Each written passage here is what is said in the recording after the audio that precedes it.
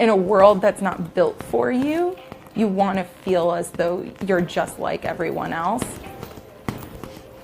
Our society needs to not look at people as if there's just something wrong with them if they're in a wheelchair or blind or deaf, or look at us as if we're incapable, or if we're to be pitied, or if we're to be their inspiration, and to look at us just as humans.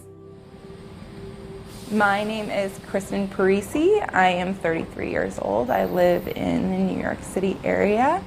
When I was 5 years old, we were in a head-on car collision that paralyzed me from the waist down.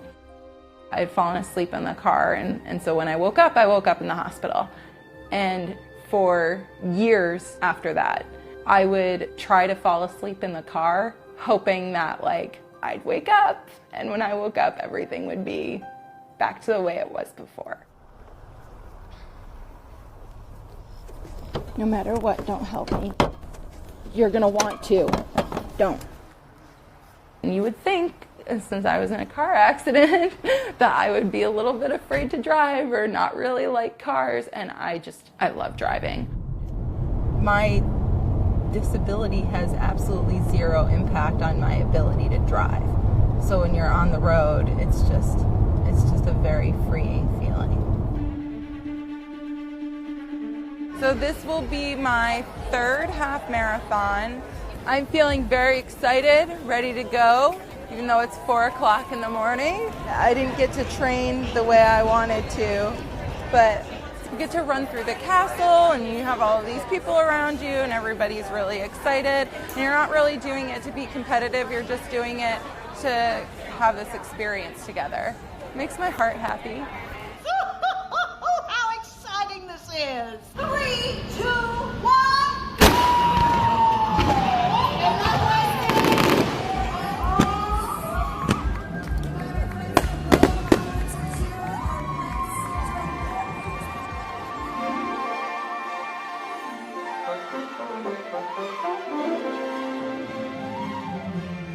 Okay, so I made it to the castle, past mile 5, got 7 more miles to go, but I'm feeling pretty good. My parents are very supportive. It was really nice to be able to have them at the finish line and see them proud.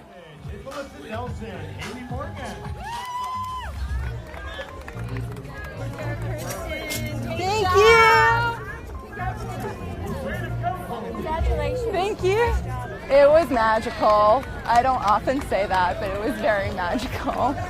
Yay, Chris! Yay, yay! Good shot. I could cry. My father and my mom fought for me to make sure that the schools were giving me what I deserved under the law. You have to fight for these things, because if they're changed for you, you're going to make it so it doesn't have to be somebody else's fight. It was really nice meeting you. Congratulations. Come back for more races. I would like to. It was a lot of fun.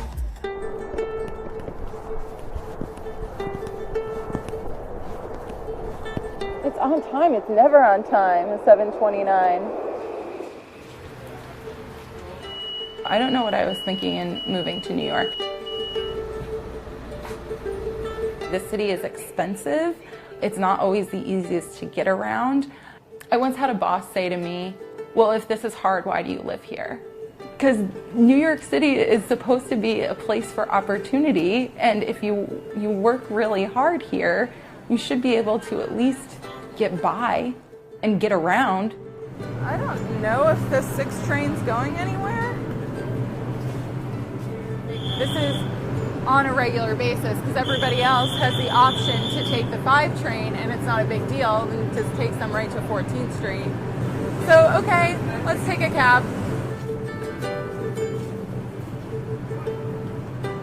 It's exhausting, and it's work to get to work. People in wheelchairs aren't the only ones that need those things. If you have 2 toddlers and a double stroller, you're not putting that on an escalator or down a bunch of stairs. That's dangerous for your kids. Everybody benefits when cities are more accessible. It's not just people who are disabled that benefit.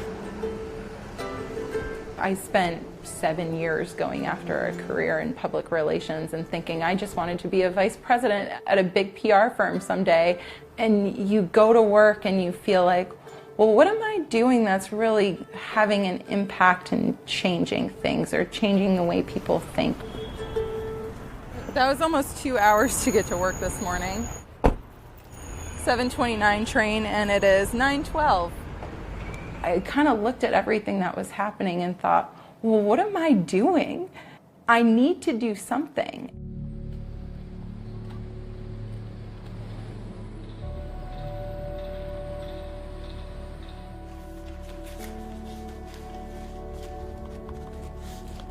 I'm giving a talk at South by Southwest, and it's all about disability representation and ableism in news media. I'm really hoping that this talk opens the minds of reporters about the way they talk about people with disabilities, about how they're covered, about the stories that they write about. I'm usually terrified of flying, but today I'm so worried about getting to Austin and having it go well that I forgot about my fear of flying for a little while, so that's kind of nice. Thank you. Every time I fly, I have to get a full pat down. They touch your breasts, they touch your bum, they touch everything. I think when I started doing it, I was like, oh, this is awful, this is terrible. And then you kind of get used to flying and you're like, oh, I guess this isn't too bad. At this, I would like to offer pre-boarding courtesy. The customer require assistance for boarding. And then to get on the plane, the frustrating thing is you're the first one on, so you have to be there super early. Thank you, that's helpful. Hi, how are you? Somebody else literally has like your legs.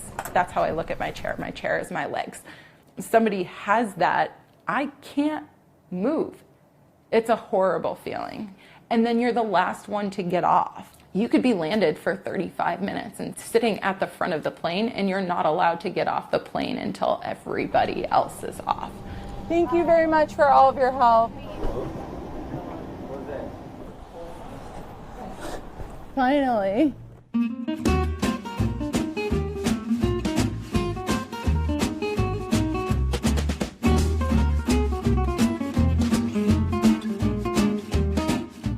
If I can help anybody feel even a little bit better or feel a little bit more welcome or feel as though they matter, then that's what I want to be doing.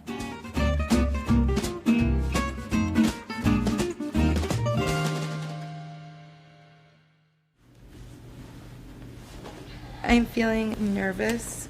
I feel good. This will be an incredible experience. I feel like very fortunate to be where I am, so I'm just trying to enjoy every bit of it because most people aren't this lucky.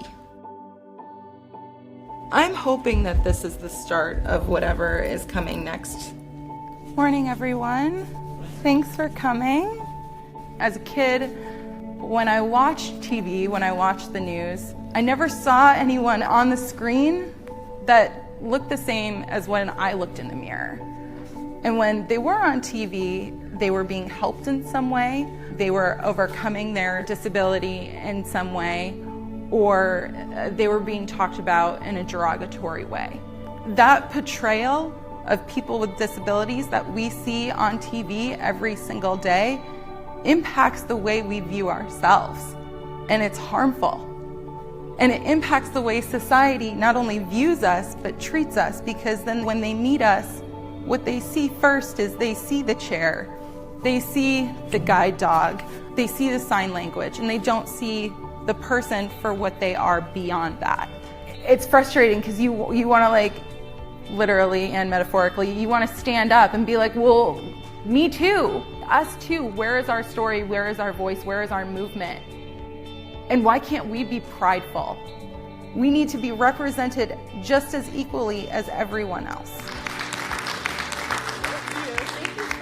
Thank you for being so supportive. Yay! Yes!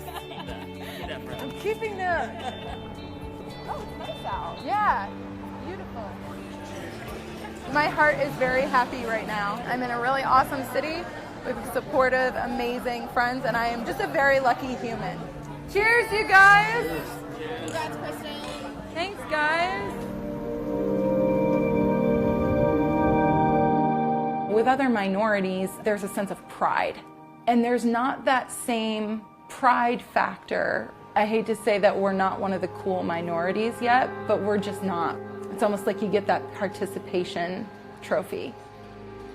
I really want to be able to collaborate more. I think that's really what I've kind of seen in the community that needs to be better, is we really all need to work together. People with disabilities are no better nor worse than anyone else. We are entrepreneurs, doctors, parents. We're just like anybody else. We want to be included. We want to be noticed, but without having a spotlight, and we want a voice.